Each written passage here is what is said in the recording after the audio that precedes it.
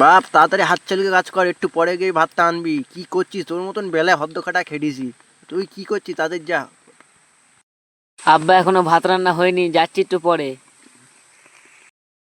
যা বাপ, বেলা হয়ে গেছে, ভাতটা নিয়ে আস্তে আস্তে। মা যা, বাড়ি গিয়ে দেখ রান্না হয়ে গেছে কিনা। হ্যাঁ হ্যাঁ আব্বা যাচ্ছি। বাপটারে কবে থেকে বলছি বেটা দিতি, বাপ তো বেটা দেয় না। বাপ কিছু একটা করতে হবে।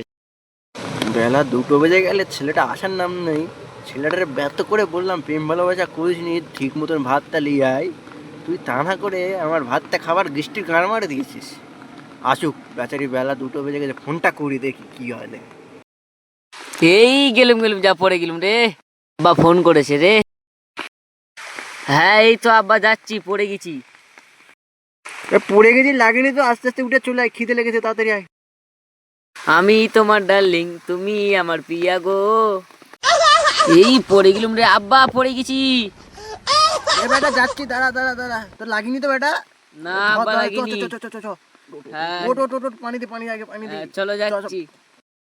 হ্যাঁ বেটা, তোর মা কি দে ভাত পাঠালো রে? আব্বা আমি তো জানি না, টিফিন মা বেঁধে দিয়েছে। তুই জানিস না? খুলে দেখো কি রয়েছে। তুই বাড়িতে গেলি, তুই জানিস না? না মা তো আমার বলিনি। এটা দেখি খুলে। আরে বেটা, এ তো পাতা, তবে আমার কি গরু তবে রে সালা।